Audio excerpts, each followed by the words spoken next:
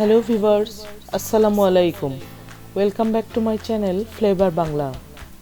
আজকে আপনাদের সাথে শেয়ার করছি পুরানো ঢাকার খুবই স্পেশাল একটি রেসিপি, সরিষার তেলের বিফ তেহারি। পুরানো ঢাকার এক বিখ্যাত বাবুর্চির কাছেই শেখা হয়েছিল আমার এই স্পেশাল রেসিপিটা। আপনারাও ট্রাই করে দেখতে পারেন। অসাধারণ স্বাদের পারফেক্ট টেস্ট নিয়ে এই রেসিপিটা তৈরি করা হয়েছে। আপনাদের কাছে অনুরোধ থাকবে রেসিপিটি শুরু থেকে শেষ পর্যন্ত দেখার জন্য, এবং আমন্ত্রণ থাকবে আমার চ্যানেলটিকে সাবস্ক্রাইব ও শেয়ার করার জন্য। প্রথমে এখানে আমি 1.5 কেজি বিফ নিয়ে নিয়েছি। সাথে 1 কাপ পেঁয়াজ ও 10টা কাঁচামরিচ একসাথে পেস্ট করে নিয়েছি। কাঁচামরিচ ও পেঁয়াজের পেস্টটা দিয়ে দিয়েছি। সাথে অর্ধেক কাপ টক দই দিয়ে দিয়েছি। এই টক দইয়ের একটি রেসিপি আমার চ্যানেলে দেয়া আছে, আপনারা দেখে নিতে পারবেন। সাথে 1.5 চা চামচ লবণ দিয়ে দিয়েছি ও 1 চা চামচ চিনি দিয়ে দিয়েছি। এবার অর্ধেক চা চামচ লাল মরিচ গুঁড়া দিয়ে দিয়েছি। এবার সাথে 2 চা চামচ আদা রসুন বাটা দিয়ে দিয়েছি। এবার সাথে অর্ধেক কাপ পেঁয়াজ বেরেস্তা দিয়ে দিয়েছি।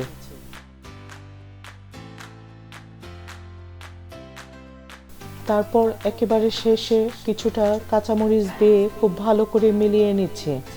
তারপর 1 ঘন্টার জন্য ম্যারিনেট করে রেখে দেব। আপনারা চাইলে আরও বেশি সময়ও ম্যারিনেট করে রাখতে পারবেন। যত বেশি ম্যারিনেট করে রাখবেন তত ভালো হবে এই মাংস রান্নাটি। 1 ঘন্টা পর একটি হাঁড়িতে অর্ধেক কাপ সরিষার তেল নিয়ে নিয়েছি। যারা সরিষার তেল অ্যাভয়েড করতে চান চাইলে সয়াবিন তেলও ব্যবহার করতে পারবেন। তারপর সরিষার তেলটি গরম করে ম্যারিনেট করা বিফটি দিয়ে দিয়েছি। মাংসটি দেওয়ার পর প্রথম অবস্থায় একটু হাই হিটে রান্না করে নেব। যখন মাংস থেকে পানি বের হয়ে আসবে তারপর ঢাকনা দিয়ে ঢেকে মিডিয়াম হিটে রান্না করে নেব। আমি সবসময় চেষ্টা করি আমার চ্যানেল থেকে সহজ, মজাদার ও আকর্ষণীয় রেসিপিগুলো আপনাদের সাথে শেয়ার করার জন্য। কিভাবে একটি রেসিপি পারফেক্টভাবে তৈরি করা যায় এবং স্বাদে গুণে অনন্য হয় সেই চেষ্টাই করি। ডেসক্রিপশন বক্সে আমার চ্যানেলের ফেসবুক পেজ ও গ্রুপের লিংক দেওয়া আছে। আপনারা লাইক দিয়ে রাখবেন, তাহলে সহজেই আমার রেসিপিগুলো আপনাদের কাছে পৌঁছে যাবে। মাংস রান্না যখন অর্ধেকের মতো হয়ে যাবে সেই পর্যায়ে আমি 4 কাপ চিনি গুঁড়া পোলার চাল নিয়ে নিচ্ছি। তারপর চালটিতে কিছুটা পানি দিয়ে খুব ভালো করে ধুয়ে নিয়ে আধা ঘন্টার জন্য ভিজিয়ে রেখে দিচ্ছি। এখানে আপনারা চিনি গুঁড়া পোলার চাল বা কালো জিরা পোলার চাল ব্যবহার করতে পারবেন। বাসমতি চাল দিয়ে কিন্তু এই তেহারি কখনোই ভালো হবে না। অপরদিকে কিন্তু মাংস রান্না খুব ভালোভাবে হয়ে গিয়েছে। আর এই চাল আগে থেকে ভিজিয়ে রাখার ফলে যখন রান্না করা হবে চালটি কিন্তু খুবই ঝরঝরে হবে। মাংসের ঝোল যখন গায়ে গায়ে লেগে যাবে সেই পর্যায়ে 1 চা চামচ স্পেশাল গরম মশলার গুঁড়া দিয়ে দিচ্ছি। এই গরম মশলার রেসিপিটি আমার চ্যানেলে আপলোড করা আছে।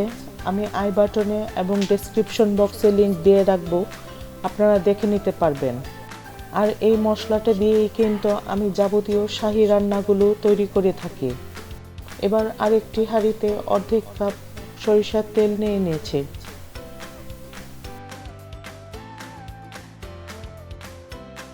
তেলের মধ্যে কয়েকটি দারচিনি ও এলাচি দিয়ে দিয়েছি।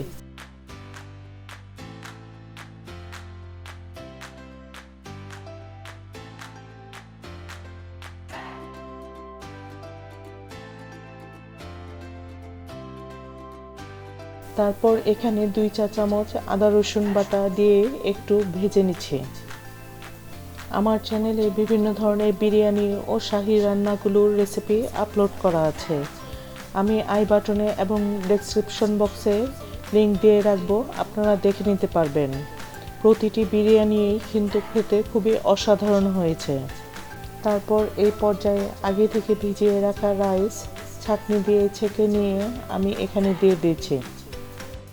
তারপর নাড়াচাড়া করে 2-3 মিনিটের মতো ভেজে নিচ্ছি। আমার চ্যানেলে আরও যে আকর্ষণীয় রেসিপিগুলো আপলোড করা হয়েছে চ্যানেলের ভিডিও অপশনে গিয়ে বা প্লেলিস্টে গিয়ে দেখে আসতে পারেন। আশা করছি প্রতিটি রেসিপি আপনাদের কাছে ভালো লাগবে।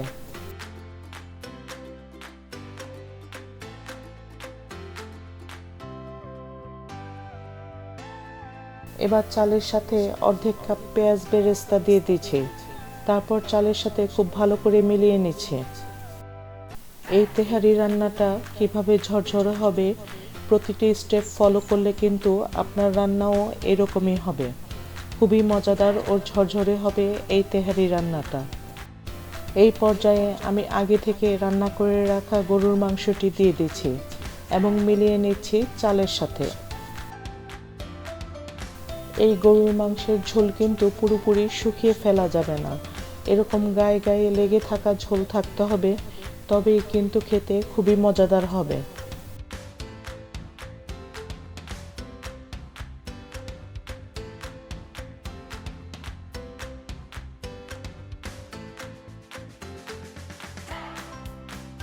এবার মাংস ও চালের সাথে 6 কাপ গরম পানি দিয়ে দিচ্ছি।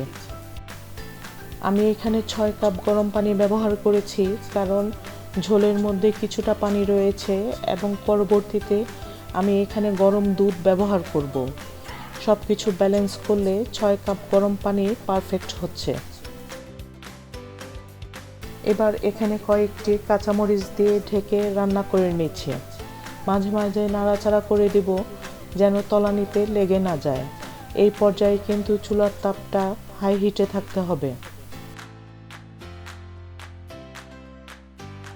এবার এখানে পরিমাণ মতো লবণ দিয়ে দিয়েছি। আপনারা আপনাদের স্বাদ মতো লবণটা ব্যবহার করবেন, কারণ এখানে মাংসের লবণটাও কিন্তু চালে চলে এসেছে, সেইভাবে হিসেব করে লবণটা ব্যবহার করতে হবে।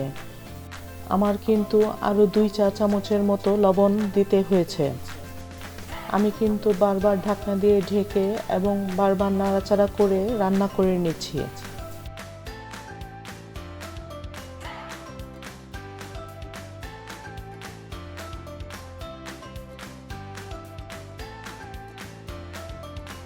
খুব সাবধানে আস্তে আস্তে উল্টাপাল্টা করে দিতে হবে এই তেহারিটা। তারপর 1 কাপ গরম লিকুইড দুধ দিয়ে দিচ্ছি।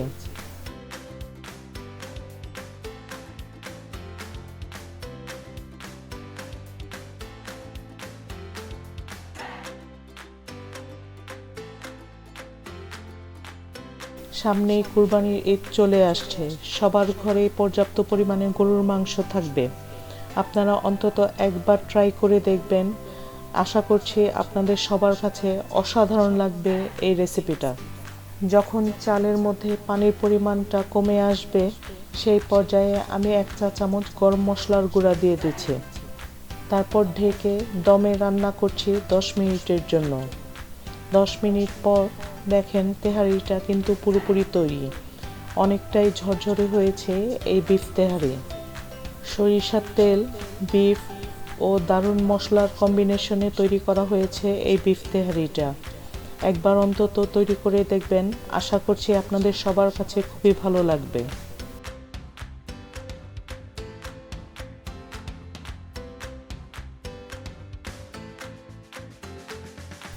আজকের ভিডিওর রেসিপিটি যদি আপনাদের কাছে ভালো লেগে থাকে তাহলে প্লিজ লাইক, সাবস্ক্রাইব এবং শেয়ার করবেন আমার চ্যানেলটিকে। পরবর্তী ভিডিওর নোটিফিকেশনের জন্য পাশে থাকা বেল আইকনটিতে ক্লিক করে রাখবেন। আজকের মতো এখানেই শেষ করছি। সবাই ভালো থাকবেন, সুস্থ থাকবেন। আল্লাহ হাফেজ।